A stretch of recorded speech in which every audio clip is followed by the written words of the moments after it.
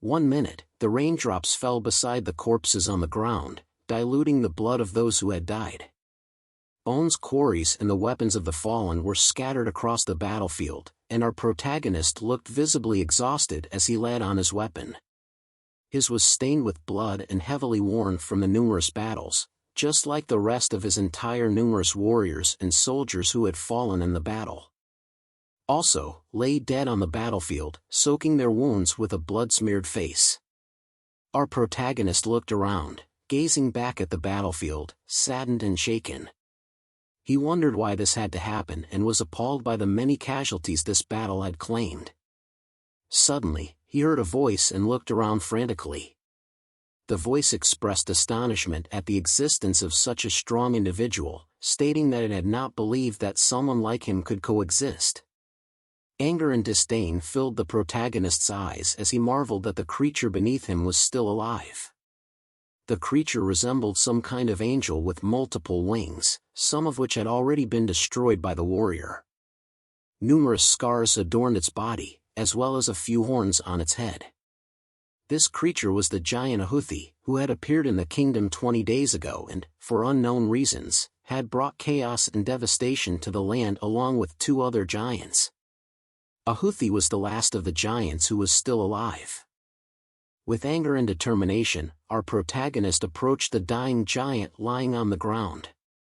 He told him that it was because of him that half of the kingdom lay in ruins and asked why he was still alive. The giant, with his last bit of strength, replied that our protagonist need not worry, as he would soon return to his master. Hearing this, the protagonist said that was good, as his 2 friends who had been killed earlier would surely be waiting for him. Ahuthi asked what he meant by the word friends, to which the protagonist explained that he meant the other 2 giants who had come to Earth with him and started this war. One of these giants was torn to pieces by a dragon and its fiery breath, and the other from the trio was trapped for eternity in a seal by an old man named Ronin. Our protagonist seemed to relish telling Ahuthi how his friends were destroyed, and a small expression of satisfaction reflected on his face as he explained it to him. He asked if he had now understood that he and his friends had not achieved their goal but had died in the process. Ahuthi responded to our protagonist, advising him not to conceal the truth with superficial words, and praised him for his strength. Furthermore, he explained that the children of the stars, to which he belonged, shared their senses with each other, and thus he knew that the dragon and Lauren had also lost their lives and died in battle with his brothers, leaving no one as strong as him in this world. However, our protagonist was unconvinced and certain that he still existed in this world. He questioned, "What the hell are you talking about?" as our protagonist feigned his superiority. Ahuthi warned him not to overestimate himself and that he knew his time was running out. Ahuthi went on to express his relief that our protagonist had not recognized his ability earlier and put all his efforts into training, as he would have been a significant obstacle to their desire. Our protagonist had to control himself upon hearing those words and gritted his teeth, clenching down as he stated that it was okay and that he knew, even without his words, that he had led a crappy life. Then he cursed and told Ahuthi to finally shut up and die. However, Ahuthi was unfazed by the words and told our protagonist that he was a truly remarkable person and could be proud of himself and what he had accomplished. Yet, he also added that this world would soon be swallowed and disappear in starlight. Overwhelmed by anger again, our protagonist wanted to put an end to this battle once and for all. He tightened his grip on his sword, focused, exhaled, and prepared for his final strike, which he then executed.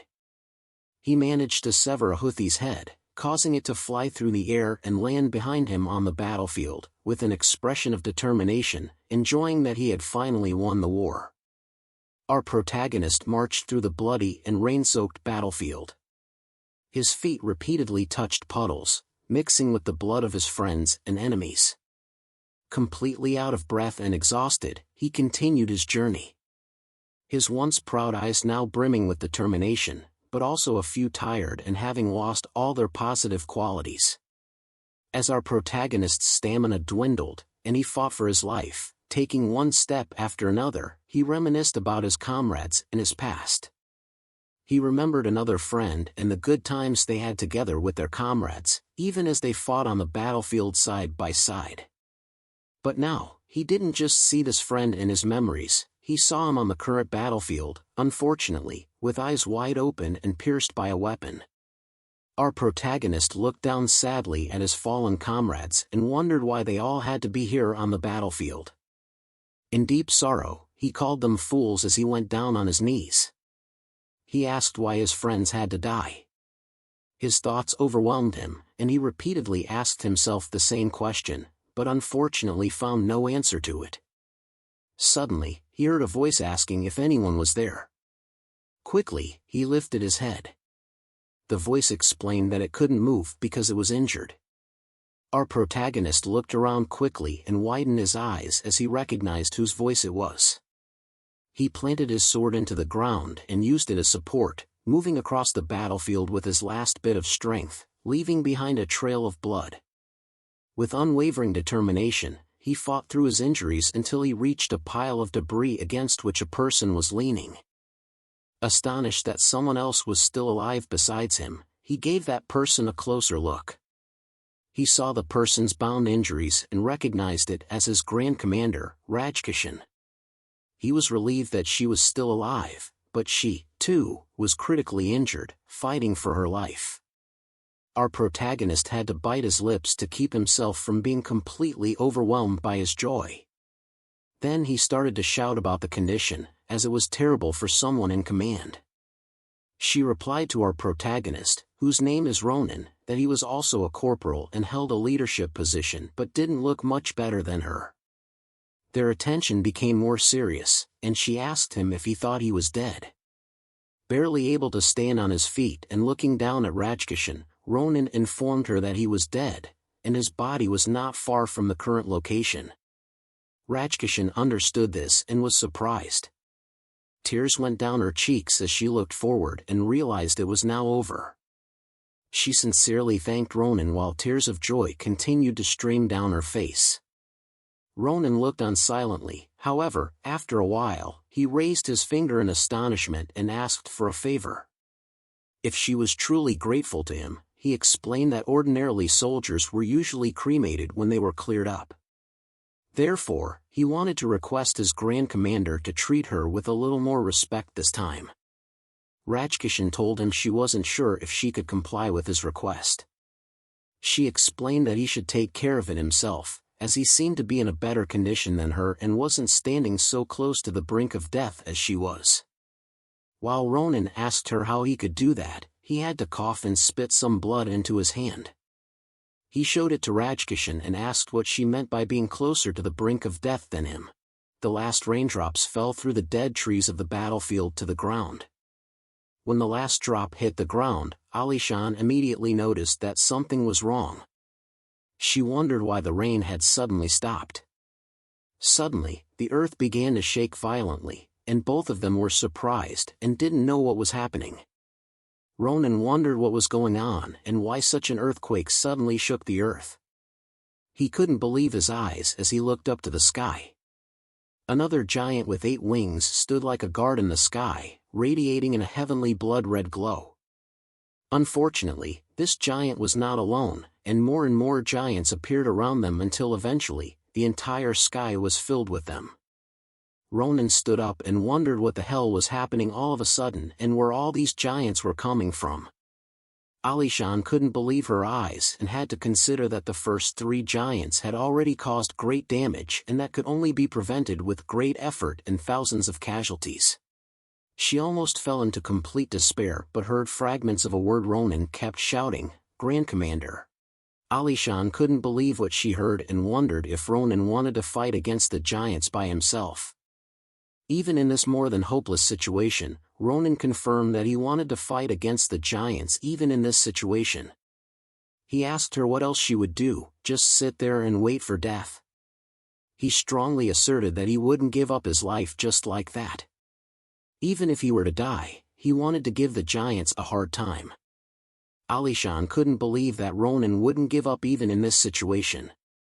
She looked at him and realized that he was exactly the kind of person who wouldn't give up in such a situation, and that was why he had come to where he is now. As she looked at Ronin from behind, witnessing the impending power he fearlessly faced, she realized that he was the right one, someone of last strength and courage. She touched his shoulder from behind, causing him to turn around, and asked what was happening with tears in her eyes. She approached his face and kissed him. Ronin was astonished by the kiss and asked what was going on. Alishan placed a small blue object into Ronin's mouth and then slowly fell to the ground. Ronin was visibly amazed by the situation and what she had just put into his mouth. Attention and strength dwindled, and with incomprehensible words, she whispered something into Ronin's ear. He couldn't believe what she had told him and asked her if he understood correctly what she had just said. Alishan became more serious and formally addressed Ronin as Corporal Ronin, to which he reacted with surprise. With her last words, she told him that if they ever meet again, he should tell her not to do anything foolish but to become a simple seamstress. While behind Ronin, who was making an incredulous face, the giant with 8 wings prepared for an attack, raising his hands to channel a tremendous amount of blue energy, illuminating the entire sky behind him. Alishan explained to him with a smile and in the face of her impending fate that she had done many things. Ronin's eyes showed that he still didn't understand what was happening. However, the giant with 8 wings was ready and fired his energy ball at the 2 remaining fighters who didn't seem to be preparing to defend against this attack. The blue object Rajkishan had placed in Ronin's mouth now took effect. Ronin suddenly woke up, wide-eyed and unable to grasp what had just happened. The sky was blue and clear, with occasional drifting clouds, and the sun was shining, in stark contrast to what had just happened a few seconds ago. However, when he saw the green fields in front of him, his voice fell silent, and he couldn't believe it. Before him, he saw a small village and a little river where children were playing. Additionally, he touched the grass and wondered if this place could be his hometown.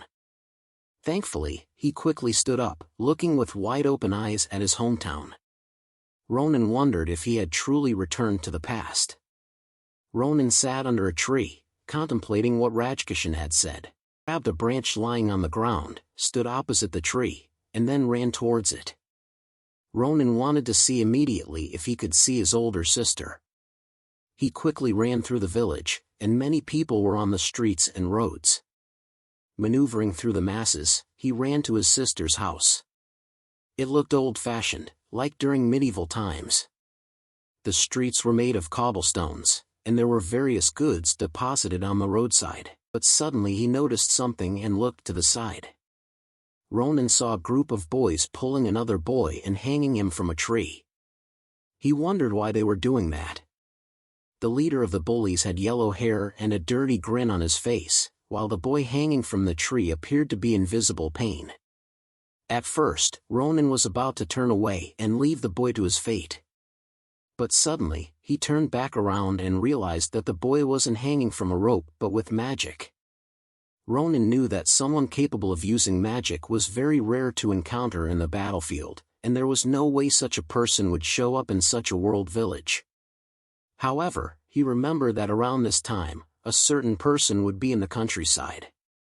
It was a young person who looked feminine, with red shoulder-length hair and wearing a kind of scarlet outfit. He raised both arms in the air and used magic to suspend the boy from the tree. However, he didn't seem visibly happy or like he was enjoying it. Instead, his whole body trembled, and he questioned how much longer he would have to do this. He knew that something worse could happen to the boy if he continued like this. The boy hanging from the tree had tears in his eyes, pleading for them to stop, saying he had no money, asking them to please let him down. He said his mother needed expensive medicine this month, and that's why he had no money. One of the boys clapped his hand against the boy's cheek a few times and asked him what he thought he should do about it. He said that he emptied his pockets and stole his money, so the boy wouldn't have any left and wouldn't have to worry about the cost of the medicine since he wouldn't be able to afford it anyway. Then the yellow-haired bully swarmed and hit the poor boy hanging from the tree hard in the face. His friends stood behind him, watching and waiting for their turn to strike, too. After the bully hit the boy hanging from the tree a few times but still didn't get any money from him, he turned to the red-haired boy and told him that this boy wasn't coming to his senses, so he should be moved higher up the tree. Fearfully, the red-haired boy told him that he couldn't do that because if he were to lift him higher, one mistake could quickly have serious consequences. The yellow-haired bully angrily told him that he wasn't a girl and asked why he was so scared since he wasn't the one hanging from the tree, and nothing would happen to him if he fell. Angrily, the yellow-haired bully told himself to shut up and to use his magic to float him up the tree before he would also end up hanging from the tree.